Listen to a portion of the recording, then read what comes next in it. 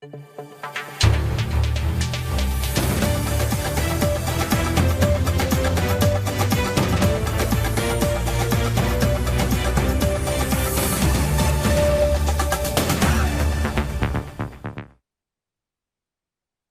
বিজয় দিবসের শুভেচ্ছা জানিয়ে শুরু করছে আজকের সম্পাদকীয়। আমি নাজমুস সালেহী।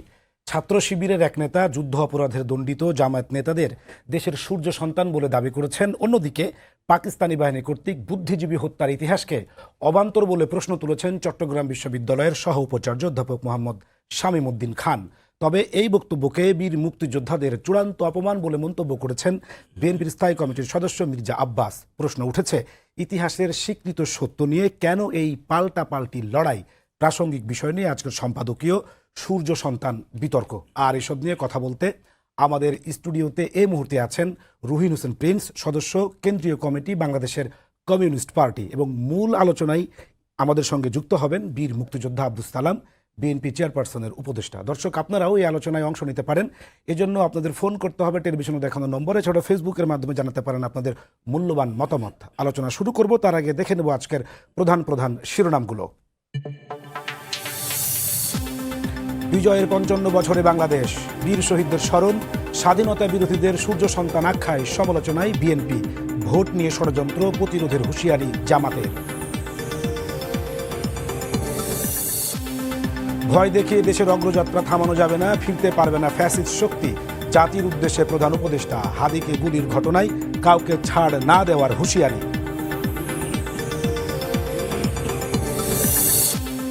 হাদিকে হত্যা চেষ্টায় জড়িতদের অবস্থান জানতে ফিলিপের খোঁজে আইন শৃঙ্খলা বাহিনী, সীমান্ত অভিযানে আটক ৪, ফয়সালের সহযোগী কবির ৭ দিনের রিমান্ডে।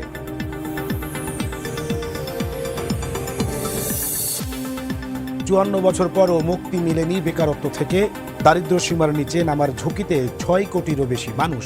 আয় বৈষম্য ঘোচাতে না পারলে ধরা দেবে না অর্থনীতির কাঙ্ক্ষিত বিজয়।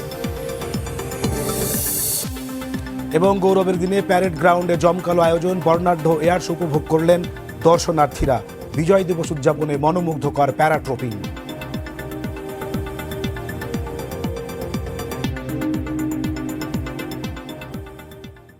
দর্শক, এই ছিল আজকের প্রধান শিরোনামগুলো। আমরা সরাসরি চলে যাব আলোচনায়। যেহেতু আজকে মহান বিজয় দিবস, আমরা একজন মুক্তিযোদ্ধাকে পেয়েছি আমাদের আলোচনায়। শুরু করতে যাই সালাম ভাই আপনাকে দিয়েই, যে বিগত সময়ে আমরা দেখেছি আসলে যে মুক্তিযুদ্ধের যে ইতিহাস, সেটা নিয়ে অনেক বিকৃত তথ্য উপাত্ত দিয়ে ব্যক্তি অথবা দলকে বড় মহত্ব করে দেখানোর চেষ্টা হয়েছে। সম্প্রতি আবার সেই জায়গাটা শুরু হয়েছে কিনা, যে যারা ইতিহাসের স্বীকৃত সত্যকে অনেক সময় বিকৃত করে উপস্থাপনের বিভিন্ন নজির আমরা দেখছি। যদি একটু এই সময়টাতে আসলে মূল্যায়ন যদি একটু করতেন। আপনাকে ধন্যবাদ, এবং আমার সহ আলোচক বিজ্ঞ রাজনীতিবিদ কমিউনিস্ট পার্টির সাবেক সেক্রেটারি জেনারেল প্রিন্স ভাইকে ধন্যবাদ জানাই। যারা আজকের অনুষ্ঠান দেখছেন শুনছেন, সবাইকে বিজয়ের শুভেচ্ছা। এটা তো আজকে নতুন না। মুক্তিযুদ্ধের ইতিহাসকে পাল্টানোর জন্য বিভিন্ন সময় যারা যখনই ক্ষমতায় আসছে, বিএনপি ছাড়া, চেষ্টা করেছে যে মুক্তিযুদ্ধের ইতিহাসটাকে কীভাবে পাল্টানো যায়। এখানে এই কারণে কিন্তু কেউ সফল হয় নাই। সবচেয়ে বড় আমাদের দুর্ভাগ্য তো এটাই যে দেখেন, আমরা যারা যুদ্ধ করলাম, যুদ্ধ পরবর্তী সময়ে যে আওয়ামী লীগ ক্ষমতায় আসলো, সেই আওয়ামী লীগ মুক্তিযুদ্ধকে নিয়ে ব্যবসা করলো, মুক্তিযুদ্ধের ইতিহাসটাকে তাদের দলীয় ইতিহাস বানানোর জন্য চেষ্টা করলো। মুক্তিযুদ্ধে যে একটা সার্বজনীন বিষয় ছিল, সেটাকে তারা অস্বীকার করলো, এবং অস্বীকার করার মধ্য দিয়ে দেখা গেল এক পর্যায়ে সমগ্র জাতিই তাদেরকে অস্বীকার করলো। তো এইটা থেকে পরবর্তী পর্যায়ে আবার দীর্ঘ বহুদিন পরে একেবারে মাপ টাপ চায়ে মাথায় হেজাব লাগায়, তারপরে জাতির সামনে প্রকাশ্যে বলা যে একবারের জন্য আমার সুযোগ দেন, আমি সব অতীতের ভুল ত্রুটি সব ঠিক করে দেব। কিন্তু অতীতের ভুল ত্রুটি আর থেকে সে শিক্ষা গ্রহণ না করে বরঞ্চ তার চেয়ে ডাবল স্বৈরাচার সে হয়ে গেল, এবং মুক্তিযুদ্ধের ইতিহাসটাকে পাল্টে দেওয়ার জন্য চেষ্টা করলো। যে জায়গায় স্বাধীনতার ঘোষক শহীদ রাষ্ট্রপতি জিয়া রহমানকে রাজাকার বলতে পর্যন্ত ছাড়লো, খেতাব বাতিলের সুপারিশ করলো। অর্থাৎ আওয়ামী লীগ করলেই মুক্তিযোদ্ধা, আওয়ামী লীগ না করলেই মুক্তিযোদ্ধা না। এই যে এমন একটা পর্যায়ে ক্ষমতার প্রভাবে এবং মুক্তিযুদ্ধের মানে ঘোষণা আদার সবকিছুই তারা একে সংবিধান থেকেও সালাম ভাই, মুছে সেটা দেওয়ার তো জন্য ঠিক আছে, চেষ্টা কিন্তু করলো। যেটা ইতিহাসের স্বীকৃত সত্য, সেই যারা যুদ্ধ অপরাধীদের দায়ে যারা দণ্ডিত হয়েছেন তাদেরকে এখন আবার সূর্য সন্তান বলা হচ্ছে। তাহলে সেই সময়ের যে ইতিহাস বিকৃত, এখনকার এই বিষয়টা তো এই জন্য একই আমি রকম। ওই কথাটা এই জন্যই টানতেছিলাম, যে জায়গায় আওয়ামী লীগই ছাড় পায় নাই, অর্থাৎ আওয়ামী লীগই যখন মুক্তিযুদ্ধের স্পিরিটটার সাথে বেইমানি করেছে, মুক্তিযুদ্ধের যে স্পিরিটটা ছিল, যে ঐক্য, সেটাকে সে বিনষ্ট করেছে, তাই না? তারপর নিজের দলীয়করণ করার জন্য চেষ্টা করেছে, সে জায়গায় সেই মাপ পায় নাই, সেই ছাড় পায় নাই। আর সেই জায়গায় তো জামাত তো হলো একটা পরীক্ষিত, যে মুক্তিযুদ্ধকালীন তার একটা ইতিহাস আছে, সেই ইতিহাসটা আমরা সবাই জানি। তাই কাজেই বললেই তো আর এটা এত সহজে সেটা থেকে মানে মুছে দেওয়া যায় না। যদিও আমরা আজকেও জানি, আজকেও নাকি জামাতের প্রধান প্রকাশ্যে মাপ চাইছে, কিন্তু মাপ চাওয়া এখানে তো কথাটা হলো যেটা আমরা দেখছি, যে আওয়ামী লীগ এক সময় জামাতকে মাফ করে দেয়, আবার জামাত আওয়ামী লীগকে মাফ করে দেয়, কিন্তু আসল মাফ করার মালিক তো হলো যারা ভিকটিম তারা, আর জনগণ। জনগণ মাফ করলো কিনা সেটা তো জনগণের কাছে যেই তারপরে সেটা বুঝতে হবে। যে এই জন্যই তো জনগণের ম্যান্ডেট নিতে হবে, যে জনগণের কাছে আজকে তারা যাক, তারপর যদি দেখা যায় জনগণ তাদেরকে মাফ করছে, তখনই না সেটা দেখা যাবে যে আসলে জনগণ এবং তারাও সত্যিকার অর্থে সত্যি তারা মনে প্রাণে মাপ চাইলো কিনা। কারণ দেখছি তো আমরা 2 দিনও হয় নাই যে তারা অস্বীকার করছে যে মুক্তিযুদ্ধের সময় যে আমাদের বুদ্ধিজীবীদেরকে হত্যা করছে, সেই হত্যার সাথে নাকি তারা জড়িত নাই, পাকিস্তানিরা হত্যা করে নাই, হত্যা করছে নাকি ভারতীয়রা। অর্থাৎ এই যে এটার মধ্যে দিয়ে তার মানেটা কি, যে তাদের যে সত্যিকার অর্থে মনের মধ্যে যে বিষয়টা আছে, এটা তো বের হয়ে আসতেছে, যে মনে থেকে তারা এটা করে না। এই জন্য আমি প্রথমে যেটা বললাম, যে মুক্তিযুদ্ধের সময় যেমনি দেখেন যে আমরা যারা ছাত্র ছিলাম, সেই সময় মূল রাজনৈতিক দল যে আওয়ামী লীগ ছিল, তারা তো সেই সময় স্বায়ত্ত শাসনের জন্য লড়াই করেছে, আর আমরা করেছি মুক্তিযুদ্ধের জন্য, দেশ স্বাধীনতার জন্য। তো স্বাধীনতার পরে সেই আওয়ামী লীগ ক্ষমতায় আসার পরে তো স্বাভাবিকভাবে তার মনের মধ্যে তো সেই স্পিডটাই ছিল, মুক্তিযুদ্ধের সেই স্পিডটাকে ধারণ করতে পারেনি তারা। ধারণ যদি করতে পারতো, তাহলে আজকে স্বাধীনতার এতগুলো বছর পর আজকে বাংলাদেশ এই জায়গায় দাঁড়িয়ে থাকতো না। সেটা শুধুমাত্র চেষ্টা করেছিলেন একটাই, শহীদ রাষ্ট্রপতি জিয়াউর রহমান অল্প সময়ের মধ্যে মুক্তিযুদ্ধের চেতনা চিন্তা যেটা ছিল, সেটাকে জনগণের মধ্যে তিনি ছড়িয়ে দেওয়ার জন্য চেষ্টা করেছিলেন। বুঝতে পেরেছি আমরা। প্রিন্স ভাই, একদিকে আজকে জামাত ইসলামের আমির তিনি আজকে এত বিশাল বড় প্রোগ্রাম করেছেন, যুব ম্যারাথন, অন্যদিকে 14 ডিসেম্বরকে কেন্দ্র করে দলটির সেক্রেটারি জেনারেল মিয়া গোলাম পরোয়ার বলেছেন যে বাংলাদেশের বুদ্ধিজীবীদেরকে আসলে হত্যা করেছে ভারতীয় বাহিনীর সদস্যরা, কারণ 8 তারিখের মধ্যেই ঢাকা তাদের নিয়ন্ত্রণে ছিল এবং তখন আসলে স্বাধীনতা বিরোধী যে যারা ছিল, মানে তথাকথিত তিনি বলেছেন যারা তখন ঢাকা ছেড়ে আসলে পালিয়ে যাচ্ছিলেন, সুতরাং তাদেরকে হত্যা করবে এরকম ওই ব্যাপারটা ভাবনাটা আসলে অবান্তর। ঠিক একই রকম কথা কিন্তু বলেছেন চট্টগ্রামের উপাচার্য। এতদিন পরে এসে নতুন একটি রাজনৈতিক বয়ান নির্মাণের চেষ্টা, এবং একদিকে তারা স্বাধীনতার পক্ষে যুব ম্যারাথনও করছেন। আচ্ছা, আপনাকে ধন্যবাদ। আমি আশা করি এই পয়েন্টগুলি একটু ছোট ছোট করে সবটার উত্তর দেবো, কিন্তু তার আগেই আমি এখানে সালাম ভাই বীর মুক্তিযোদ্ধা, আমাদের যে অসংখ্য মুক্তিযোদ্ধারা নিজেদের জীবন উৎসর্গ করার জন্যেই যুদ্ধে গিয়েছিলেন, সুতরাং আমি সালাম ভাইকে সালাম জানাচ্ছি এবং ওনার মাধ্যমেই সমস্ত বীর মুক্তিযোদ্ধাদেরকে আমি জানাই স্যালুট। এটা প্রথম কথা। এবার আসি, আমি একটু ছোট্ট এখানে যাওয়ার আগে আপনার ওই কথা সরাসরি যাওয়ার আগে 2-3 সেকেন্ড একটু সময় নেই, কারণ এখন তরুণ প্রজন্মের কাছে আমার কাছে মনে হয়েছে যে অনেকভাবে ইতিহাসটাও আসে না। তা আমি ইতিহাস সবটা বলার ব্যাপার না, ছোট্ট 2টা একটু খালি ছোট করে পড়ি। দেখেন, এই যে স্বাধীনতার যে ঘোষণাপত্র পাঠ করা হলো, তার মধ্যে স্বাধীনতার ঘোষণা কি লেখা ছিল খালি পড়ি। ঘোষণাপত্রে বলা ছিল, বাংলাদেশের জনগণের জন্য সাম্য, মানবিক মর্যাদা ও সামাজিক ন্যায় বিচার প্রতিষ্ঠা করার উদ্দেশ্যে বাংলাদেশকে একটি সার্বভৌম গণপ্রজাতন্ত্র ঘোষণা করছি। তাহলে যুদ্ধে যারা গেলেন ওনারা, এটা কিন্তু ওনারা এইটা ঘোষণা করে গেছেন। এই বাংলাদেশের কি অবস্থা, এটা আমি একটু প্রভোক্ট হলাম। আপনার ওই যে 4 নম্বরে 6 কোটি বেকার, সেটা আমি যাচ্ছি না। এইবার আসি আর একটা পয়েন্ট। এই যে এখন যে সরকার ক্ষমতায়, অন্তর্বর্তীকালীন সরকারটি, আমরা জানি যে একটা গণ অভ্যুত্থানের নানা শক্তি ছিল, আমি সময়ের জন্য আলোচনায় যাচ্ছি না। এর মধ্যে মুক্তিযুদ্ধ বিরোধী দক্ষিণপন্থী প্রতিক্রিয়াশীল শক্তি ছিল। যদিও কেউ বলে 36 দিন আন্দোলন, আর আমরা তো 4036 দিনের বেশি আন্দোলন করেছি, আমি সে আলোচনাও গেলাম না। এরাও আসার পরে মুক্তিযুদ্ধ নিয়ে যে সংজ্ঞায়িত করেছে, সেটা নিয়েও কতগুলো জায়গায় আমাদের আপত্তি আছে।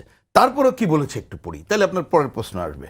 এই সরকার, অন্তর্বর্তীকালীন সরকার, মুক্তিযুদ্ধ অর্থ 1971 খ্রিস্টাব্দের 26শে মার্চ হইতে 16ই ডিসেম্বর পর্যন্ত একটি স্বাধীন গণতান্ত্রিক রাষ্ট্র হিসাবে বাংলাদেশের জনগণের জন্য সাম্য, মানবিক মর্যাদা ও সামাজিক ন্যায় বিচার প্রতিষ্ঠার আকাঙ্ক্ষায়, ওই যেটা আগে বললাম। এবার আসছে কি, হানাদার ও দখলদার পাকিস্তানি সশস্ত্র বাহিনী এবং তাহাদের সহযোগী রাজাকার, আলবদর, আল শামস, তৎকালীন মুসলিম লীগ, জামাত ইসলাম, নেজামে ইসলাম এবং দালাল ও শান্তি কমিটির বিরুদ্ধে পরিচালিত যুদ্ধ। তাহলে এবার আসি, আপনার প্রশ্নের সহজ উত্তর হয়ে যাবে। তাহলে এই সরকারও যেটা বলল, এবং দেখেন তাহলে কাদের বিরুদ্ধে যুদ্ধ পরিচালনা সালাম ভাইরা করেছিল, ওই সময় কারা বিরুদ্ধে ছিলেন, এবং এটা তো দীর্ঘ আন্দোলন, সেদিকে নাই বা গেলাম। কিন্তু যখন সারেন্ডার করলো, যখন ওই বাহিনীর প্রধানরা চলে যেতে থাকলেন, তারা কিন্তু এয়ারপোর্টে বলে গেলেন এই যুদ্ধ জারি রহে, যুদ্ধ জারি থাকবে। জামাত ইসলামের তৎকালীন প্রধান অন্য দেশে যে পূর্ব পাকিস্তান পুনরুদ্ধার কমিটি করলো, ইংল্যান্ড থেকে করেছে। হ্যাঁ, এই ইংল্যান্ডে করেছে, তারপর অন্য জায়গায় যে চাঁদা তুলেছে, রসিদ তুলেছে, কি না করেছে। এবং তারা দেখেন এই 54 বছরে, এইটা তো তাদের রাজনৈতিক সিদ্ধান্ত, এটা রাজনৈতিক সিদ্ধান্ত যে ভুল সেটা কিন্তু কখনো বলে নাই। আর ফৌজদারি অপরাধে তো আদালতেই বিচার হবে, এটা চাইলেও হবে না। তার মানে তারা ওইটা এখনো লালন করে, এতদিন সুযোগ পায়নি, এইবারে মনে করছে আমি বলবো এইখানে সালাম ভাইয়ের দল, ওনার দল বিএনপি, আমার দল কমিউনিস্ট পার্টি এবং অন্যদের অনেক উদারতার কারণে, এবং আমি মনে করি হয়তো বা অনেক ভুল সিদ্ধান্তের কারণে এই সুযোগ পেয়ে আজকে এই ধরনের ঔদত্যপূর্ণ কথা বলছে। বুদ্ধিজীবী কে না জানে, রাও ফরমান আলী তার ডায়েরিতে পাকিস্তানিদের পড়েন, গোলাম আজম নিজেই বলেছে। আমি একটু আপনাকে সংযুক্ত করি, তিনি সেটা উদ্ধৃত করে আবার বলেছেন মিয়া গোলাম পরোয়ার যে তার লেখনী থেকে জানা যায় যে তিনি 14 ডিসেম্বরই আসলে তার আত্মসমর্পণের সিদ্ধান্ত নিয়েছিলেন, কিন্তু জাগজাসিন অরোরার কারণে সেটা 16 ডিসেম্বর পর্যন্ত প্রলম্বিত হয়।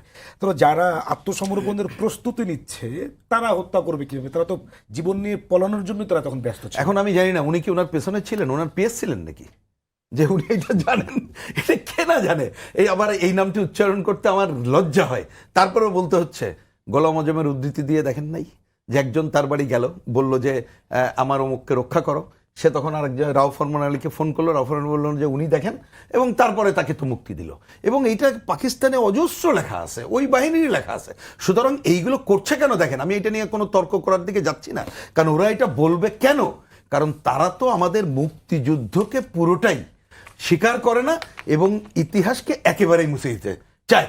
আমাদের ইতিহাস নির্মাণে 54 বছরের নানা জটিলতা আছে, সেটা সুযোগ থাকলে পরে বা এক মিনিট ওইটা বলে আমি আবার এই জায়গায় আসি। দেখেন আপনি এটা দুঃখ হচ্ছে কি, আমাদের মুক্তিযুদ্ধে ওনারা জানেন ন্যাপ, কমিউনিস্ট পার্টির, ছাত্র আলাদা গেরিলা বাহিনী ছিল, সেই মুক্তিযোদ্ধাদের স্বীকৃতি কিন্তু আমাদের কোর্টের মাধ্যমে নিতে হয়েছে। এবং আর একটা কথা বলি, আমরা বিভিন্ন সময়, আমি নানা সরকার আমল সেদিকে যাচ্ছে না, একবার আমাদের ছাত্র বন্ধুরা যারা ইতিহাস রচনা তাদের কাছে গেলেন, যে বললেন যে দেখেন ওইখানে একটা উপদেষ্টা পরিষদ ছিল এবং অন্যদের ইতিহাস ছিল ঠিক মতো লেখেন। ওখানে জোর করে বললেন যে তোমরা কি জোর করে ইতিহাস লেখাইতে চাও? ওনারা ওনাদের মতো লিখবেন, সঠিক ইতিহাস লিখতে দেবেন না। এইটা এক পক্ষে তো হয়েছেই, কিন্তু সবচেয়ে অপরাধমূলক কাজ এই যে যারা করেছিল তারা এখন বিভিন্ন জায়গায়, আজকে দেখলাম ওই চট্টগ্রামের জামাত ইসলামের কোনো একজন নেতা, তিনি নাকি মজলিস, তিনি বলেছেন এই যে গণহত্যা 25শে মার্চ, সালাম ভাই দেখছেন কিনা জানি না, বলছে এই গণহত্যা যে তারা যে করেছে সেইটার আগে নাকি মুজিব বাহিনী বাংলাদেশে 25শে মার্চের আগে গণহত্যা করেছিল, তার জন্য। আমি জানি না সালাম ভাইরা তার আগে কারে গণহত্যা করছিলেন বলে 25শে মার্চ। তার মানে পুরো ইতিহাসকে তারা অন্য জায়গায় নিতে চায়। কিন্তু আমি এই কথার সাথে খালি যুক্ত করি, আপনি যেমন বলছেন সূর্য সন্তান বিতর্ক, সাথে একটা শব্দ আজকে জেনে রাখা দরকার, এত দুঃসময়ের সময়ও আমাদের তরুণ প্রজন্ম কিন্তু বিভিন্ন বিশ্ববিদ্যালয়ে রাজাকারদের বিরুদ্ধে রুখে দাঁড়িয়েছে, এটি আমাদের শক্তি। এই শক্তিতে সালাম ভাইদের হাত ধরে, মুক্তিযোদ্ধাদের হাত ধরে আমরা এগিয়ে যাবো। তো বুঝতে পেরেছি আমরা। সালাম ভাই, যে আপনি আজকে ভারতের প্রধানমন্ত্রী নরেন্দ্র মোদীর একটি টুইট বার্তা, অর্থাৎ এক্সে সাবেক টুইট দেখেছেন, যে তিনি বলেছেন যে 16 ডিসেম্বর ভারতের ঐতিহাসিক বিজয়ের দিন। এখন জামাত ইসলামী যে কথাটা বলার চেষ্টা করছে তার সঙ্গে এটার মানে প্রাসঙ্গিকতা খুঁজে পান কিনা, বা আসলে তার এই বক্তব্যকে একজন মুক্তিযুদ্ধ হিসেবে আপনি কিভাবে দেখেন? না, একজন মুক্তিযোদ্ধা হিসাবে তো এটাকে ধিক্কার জানানো ছাড়া আর কোনো বিকল্প নাই। এটা শোনেন, এটা আমরা করেছি আমাদের মুক্তিযুদ্ধ, এখন ভারত সেটাকে ক্যাপিটালাইজ করার চেষ্টা করেছে তার স্বার্থে, আর যারা সেটার বিরুদ্ধে তখন পাকিস্তানিদের হয়ে যুদ্ধ করছে তারা আবার সেটাকে প্রমাণ করতে চাইছে যে এটা গণ্ডগোলের বছর, তাই না? তারা তো এরকমও বলছে যে এটা কোনো যুদ্ধ না, এবং তারাও পরবর্তী পর্যায়ে খুশি হয়েছে, যেটা পাক ভারত যুদ্ধ যখন বলা হয়েছে তখন তারা খুশি হয়েছে। অর্থাৎ এটাকে, কিন্তু বাস্তবতাটা কি?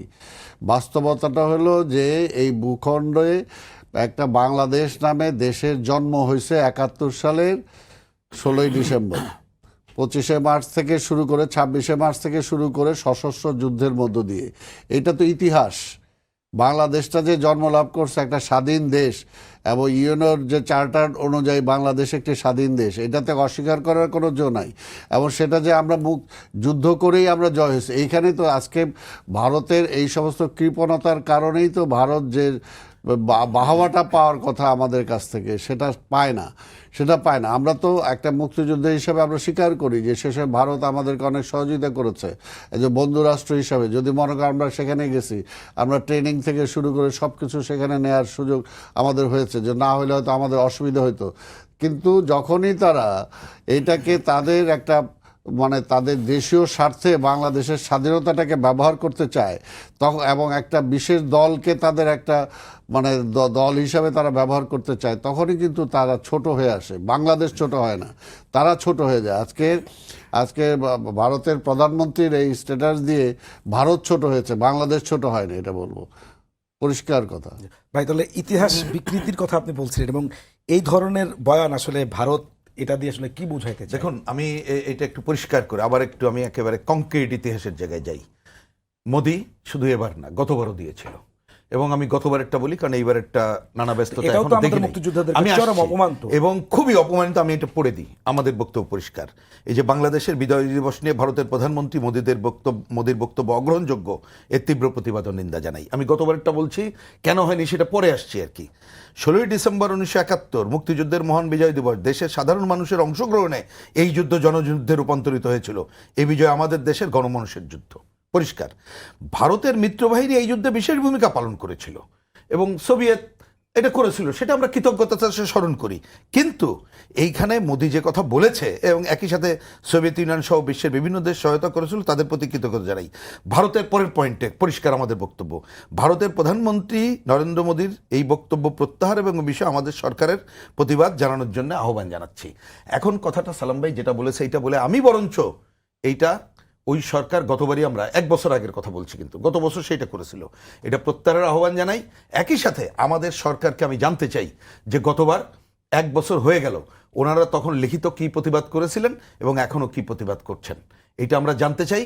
কারণ এটা মনে রাখেন যে অনেকে তার তথাকথিত কৃতিত্ব এইটা নেওয়ার জন্য নানা ধরনের প্রচেষ্টা চালায়, কিন্তু এই যুদ্ধে সাধারণ মানুষেরই অংশগ্রহণ ছিল। সুতরাং কে কি বলল ওই দিকে যাওয়া আমরা যাবে না, এবং এর আমরা তীব্র প্রতিবাদ করি। এবং অবশ্যই এটা তো ইতিহাস বিকৃতিত্ব একটা বড় লঙ্ঘন, এবং আমরা এটাকে একেবারেই করি। এবং আমাদের স্বাধীনতা সার্বভৌমত্বের প্রতিও একটা ছোট করে দেখা অথবা নিঃসন্দেহে এটা তো বলেই দিলাম। এবং আমরা তো তাকে এখন আমি আজকেও দাবি জানাই যে তাকে প্রত্যাহার করুক, বাস্তবতাকে অস্বীকার করা। হ্যাঁ, এবং সরকার এটা প্রতিবাদ করবে। ভারত পাকিস্তান আপোষ করে স্বাধীন হয়েছে, বাংলাদেশ আপোষ ফর্মুলা স্বাধীন হয় নাই। আমরা নিজেরা যুদ্ধে গেছি নিজেদের জীবন বিপন্ন করে, এবং আমাদের সাথে অনেকে শহীদ হয়েছে, তাই না? আজকে অসংখ্য লক্ষ মানুষের শহীদের রক্তের মধ্য দিয়ে আজকে এই দেশটা আমরা অর্জন করেছি। আজকে কাজে এটা কারো দয়ায় কিন্তু আমরা হইনি। হয়তো ভারত যদি সেসব সহযোগিতা না করলে হয়তো আমাদের আরো বেশি সময় লাগতো। এবং এটাও তো বলতে পারি তাহলে যে তারাই চেষ্টা করছে তাদের ইসের আয়ত্তে রাখার জন্য, আরো যুদ্ধটা যাতে বেশি দিন কন্টিনিউ না করে, তাড়াতাড়ি যুদ্ধটাকে শেষ করার জন্য। তাই কাজে সেটা তাদের স্বার্থে হতে পারে, কিন্তু বাংলাদেশ, আমরা যারা লড়াই করেছি, এটা আমরা বাংলাদেশের স্বাধীনতার জন্য আমরা লড়াই করেছি, এবং সেই স্বাধীনতা আমরা এনেছি। এটা হলো পরিষ্কার কথা, আমাদের স্বাধীনতা আমরা এনেছি। তারা হয়তো আমাদেরকে সহায়তা করেছে, কিন্তু সহায়তা মানে এই না যে তাদের আনুগত্য স্বীকার করা। সালাম ভাই, একটু ভিন্ন প্রসঙ্গে যেতে চাই।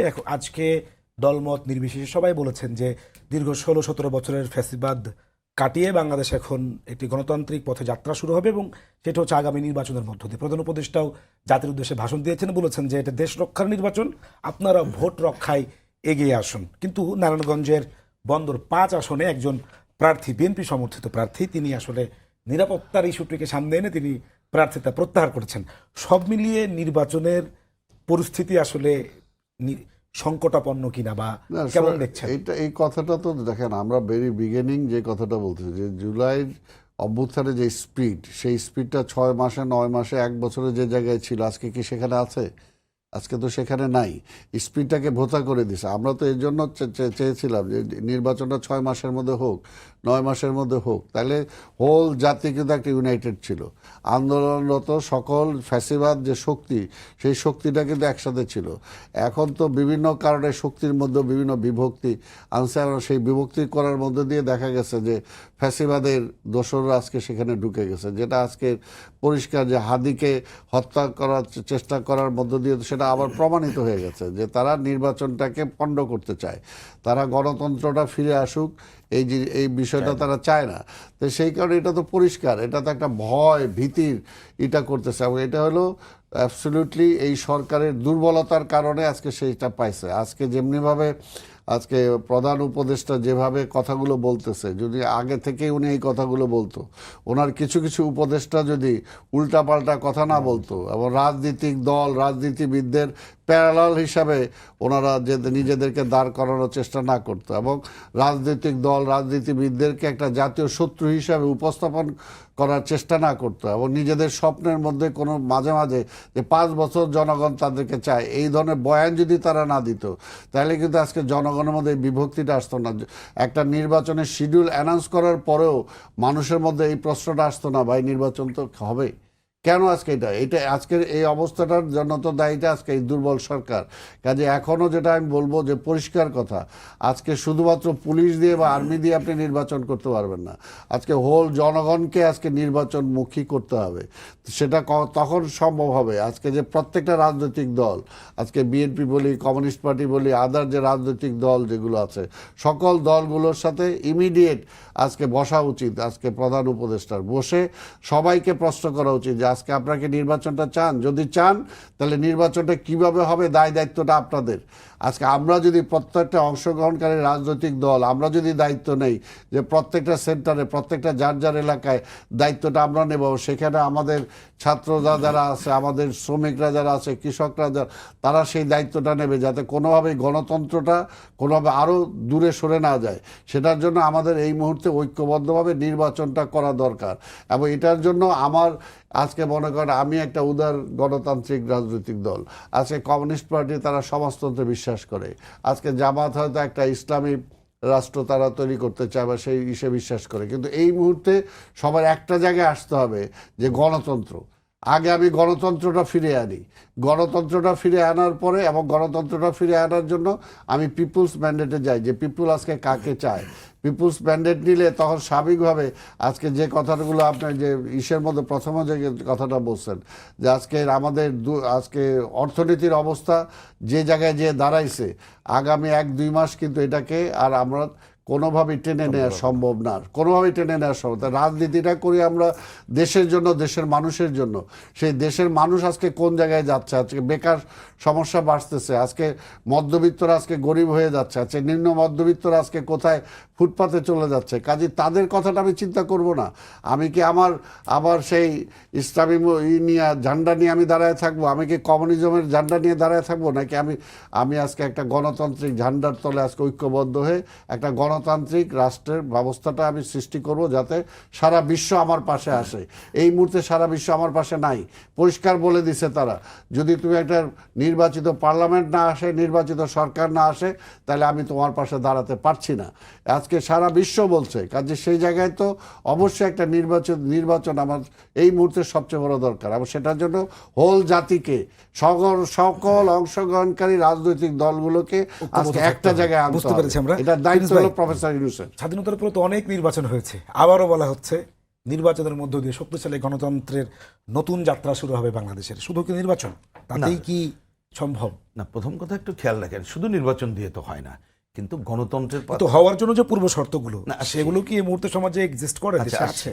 তাহলে আমরা শুধু নির্বাচন দিয়ে গণতন্ত্র হয় না, কিন্তু গণতন্ত্রের পথে যাত্রার অন্যতম প্রধানটা হচ্ছে জনগণের প্রত্যক্ষ ভোট নিশ্চিত করে তারা যাকে মনে করে তাকে শাসন করে। তার মানে ভোটটা ফ্রি ফেয়ার সুন্দর হতে হবে। আসছি এখন আমরা যে সময় এটা নির্বাচনের কথা বলছি, আমাদের নির্বাচন ব্যবস্থা তো ধ্বংস হয়ে গেছে।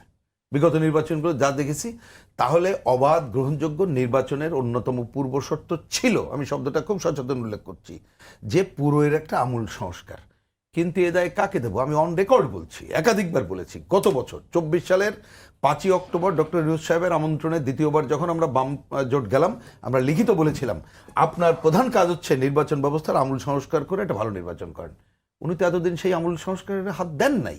এখন তার জন্য কিন্তু আমরা অপেক্ষা করতে পারবো না, যার জন্য এখন যতটুকু সম্ভব, আমি কথাটা এটা এখন বলছি তা না, গত 3 দিন আগে একজন নির্বাচন কমিশনের সাথে কথা বলেছি, আজকে একটা প্রোগ্রামে নির্বাচন কমিশনের অনেকের সাথে দেখা হয়েছিল, তাতেও একই কথা বলেছি যে আপনারা এই যে 2 মাস সময় আছে, তার মধ্যে যেমন উনি এখন একটা অনেক ফর্মুলার মধ্যে একটা ফর্মুলা, যেটা আমরাও বলছি, রাজনৈতিক দলকে আস্থায় নেওয়া, যা করা সম্ভব ততটুকু। মেলা ভালো আপনি আশা করেন না, কিন্তু এইটার কোনো অল্টারনেট নাই। এটা হচ্ছে আমার প্রথম বক্তব্য আপনার। এবারে ছোট্ট 2টা ওনার সাথে খালি একটা যুক্ত করি, যে কথা উনিও বলেছেন। আজকেও প্রধান উপদেষ্টার ভাষণ, ওই ভাষণ নিয়ে আমি কোনো মন্তব্য করছি না, কিন্তু ভাষণে উনি নির্বাচন জোরের সাথে বলেছেন। আমি একটু রিলেট করি, গত কোনো 2 দিন ষড়যন্ত্র এই নির্বাচন প্রতিহত করতে পারবে না, তিনি ঘোষণা দিয়েছেন। আচ্ছা, এইটা একটু বলি, গত 2 দিন আগেই সম্ভবত একটা প্রোগ্রামে একজন নির্বাচন কমিশনার ছিলেন, আমাদের সর্বজন শ্রদ্ধেয় ডক্টর রেহমান সোবহান, তিনি একটা বক্তৃতা করলেন। স্যার, উনি 91 সালে তো জানেন উনি ছিলেন উপদেষ্টা, তো উনি এই ইলেকশন বলতে যেয়ে বললেন যে দেখেন, ব্যাখ্যা আমি যাচ্ছি না, বলছে যে আমরা ওইটা পেরেছি এই কারণে, কারণ তৎকালীন যিনি প্রধান উপদেষ্টা, উনার নিয়তটা ছিল একটা নির্বাচন করে যাবে, নিয়তটাই বড় ব্যাপার। তা আমি বলবো, প্রধান উপদেষ্টা আজকে ভাষণ যেটা দিয়েছেন, ওনার যদি নিয়তটা ঠিক থাকে, তাহলে উনি প্রিন্স ভাই, যদি সরকারকে, নির্বাচনটা আসলে এখন আমরা যেটা ধরেন তফসিল ঘোষণার পরের দিনই আমরা দেখলাম যে একজন সম্ভাব্য প্রার্থীকে গুলি করে মারা হলো, আজকে নারায়ণগঞ্জের একজন প্রার্থী, এবং সেটা স্পষ্ট করেছেন তিনি যে নিরাপত্তার ঝুঁকি, এই জন্য তিনি প্রার্থিতা প্রত্যাহার করছেন। তো এইরকম পরিস্থিতিতে সেই নির্বাচনটা আসলে সঠিক, সুন্দর, সুষ্ঠুভাবে হবে কিনা, যদি নির্বাচন আবার বিগত আমলের মতো হয়, এরকম একটা গোজামিল নির্বাচন দিয়ে কি শক্তিশালী গণতন্ত্রের পথ উত্তরণের যাত্রাটা শুভ হবে কিনা, সেই জায়গাটা একটু। এই ব্যাপারে তো কোনো ব্যাপার নেই যে আপনি যদি এইটাও সকল শেষ দিকে এসে দিকে এটা ম্যানিপুলেটেড ইলেকশন, ওই ধরনের জোড়াতালি নির্বাচন, তাহলে তো এটা মূল্যহীন হবে, ক্লিয়ার। কিন্তু আমি বলছি, ওনার যদি নিয়তটা ঠিক থাকে, তাহলে এই যে কাজটা কেন এখন হলো, কারণ ওনাকে কিন্তু আমরা অনেকদিন ধরে বলে আসছি যে আপনার একটা কাজ যে আইন শৃঙ্খলা পরিস্থিতির উন্নয়ন করেন, মব সন্ত্রাসটা দমন করেন এবং এখানে জিরো টলারেন্সটা করেন। তুমি তো করেনি বলে আমি তো তাহলে আবার আরো বেশি সময় দিতে পারবো না। আমরা যতটুকু সময় আছে রাজনৈতিক দল অন্যদেরকে আস্থায় নিয়ে করুক। আর নির্বাচন কমিশন, তাকে আমরা বলেছি, দেখেন তারা এটাও আমি আর একটু অন রেকর্ডই বলি, আমি গত পরশুদিন একজন কমিশনারকে যখন এক ধরনের কথা বললাম, এটা আমি বলেছি বলেই বলছি, যে নির্বাচন কমিশন ওনার উচিত ছিল আরো রাজনৈতিক দলগুলোর সাথে অনেক বেশি ডায়ালগ করে কিভাবে আরপিওতে সংশোধনের ভালো নির্বাচন করা যায়। উনি কিন্তু ওপেন বললেন, পত্রিকায় এসেছে, উনি বললেন হ্যাঁ এটা করলে ভালো হতো, কিন্তু এইবার আমরা ঐক্যমত্য কমিশনের উপরে নির্ভর করে আমরা এটা করতে পারিনি। এখন আমি বলছি, যার জন্য বললাম যে যত অবাধ, সুষ্ঠু, গ্রহণযোগ্য, একদিনে আমাদের আশা করে লাভ নেই, কারণ যেহেতু সংকট হয়েছে, যতটুকু সম্ভব আছে রাজনৈতিক দলগুলোকে যদি আস্থায় নেয়, এখনো পর্যন্ত আমি মনে করি সরকারের নিয়ত ঠিক থাকলে এখনো সুষ্ঠু গ্রহণযোগ্য নির্বাচন করা সম্ভব, এবং এই যে আইন শৃঙ্খলা পরিস্থিতির উন্নয়ন, সেটাও করা সম্ভব বলে মনে করি। সালাম ভাই, আমাদের হাতে সময় আছে মাত্র 1.5 মিনিট, আপনি একটু শেষ করবেন। আমরা প্রতিদিনই আসলে এরকম আশার বাণী শুনছি, কিন্তু স্বরাষ্ট্র উপদেষ্টার অনেকে পদত্যাগ চাচ্ছেন তার আইন শৃঙ্খলার অবনতির কারণে, এবং প্রতিদিন কিন্তু আসলে অবনতির সংখ্যাটা কিন্তু বাড়ছে। যদি এরকম হতে থাকে, এবং তাহলে সামনে যে নির্বাচন, সেই নির্বাচন আসলে আপনারা যেই শান্তিপূর্ণ, অবাধ এবং সুষ্ঠু দেখতে চাচ্ছেন, সেটা কি সম্ভব হবে? এই জন্য এই মুহূর্তে 30 সেকেন্ড ছোট করে যদি একটু বলতেন, সরকারের করণীয়টা কি? শোনেন, আমি তো এই কথাটা বললাম যে শুধুমাত্র পুলিশ দিয়ে, আর্মি দিয়ে তো আপনি নির্বাচন করতে পারবেন না। আবার এই দেশের আইন শৃঙ্খলা, যখন 5ই আগস্টে পুলিশ পালায় গেল, তখন কি এই দেশের আইন শৃঙ্খলা তো আরও ডেটোরেট হওয়ার কথা ছিল, কিন্তু হয়েছে কি? হয় নাই। এই জন্যই বললাম যে কথাটা আমি বারবার বলতেছি, যে এখানে প্রত্যেকটা রাজনৈতিক দলকে সেই দায়িত্বটা নিতে হবে। এই জন্য তো বললাম, একটা জায়গায় আসতে হবে, একটা জায়গায় আসতে হবে যে আমি গণতন্ত্রটা চাই। একটা জায়গায় আসেন, এখন এই জায়গাটা আসতে হবে যে হ্যাঁ আমি গণতন্ত্র ফেরত যেতে চাই। তাই সেই জায়গাটা যদি আমি যেতে চাই, তাহলে নির্বাচন ছাড়া কোনো বিকল্প আছে? নাই। তাহলে নির্বাচনটা আমি অংশগ্রহণ করছি, এবং নির্বাচনটাকে আমরা অংশগ্রহণমূলক করতে চাই সব দিক দিয়ে। শুধু আমি নির্বাচনে দাঁড়াইলাম সেটা না, নির্বাচনের পরিবেশ রক্ষা করার জন্য আমার দলের পক্ষ থেকে যতটুকু করার আমি করব, আপনার দলের পক্ষ থেকে আপনি করবেন, সবাই মিলে আমরা চেষ্টা করব। তখন কিন্তু জনগণও পাশে এসে দাঁড়াবে। তো এই জন্যই বললো সেই স্পিরিটটা আনতে হবে। সেই স্পিরিটটা ভোতা হয়ে গেছে, 24-এর অভ্যুত্থানের স্পিরিটটাকে ভোতা করে ফেলছে, সেটাকে আবার পুনর্জাগরণ করতে হবে। এবং এই জাগরণ আমি বিশ্বাস করি সেটা সম্ভব। সেটা সম্ভব, কারণ সবাই চায় দেশটা ভালো দিকে যাক, দেশটা আবার পিছিয়ে যাক, এটা কেউ চায় না। এখন সেটার উদ্যোগটা নিতে হবে ডক্টর ইউনূস সাহেবকে। ধন্যবাদ সালাম ভাই, আপনারা কষ্ট করে এসেছেন, সময় দিয়েছেন। দর্শক যারা আপনারা এতক্ষণ আমাদের সঙ্গ ছিলেন, সবাইকে ধন্যবাদ জানিয়ে শেষ করছি আজকের মতো। দেখা হবে অন্যদিন অন্য কোনো অতিথিকে সঙ্গে নিয়ে। সে পর্যন্ত ভালো থাকুন, সুস্থ থাকুন, শুভরাত্রি।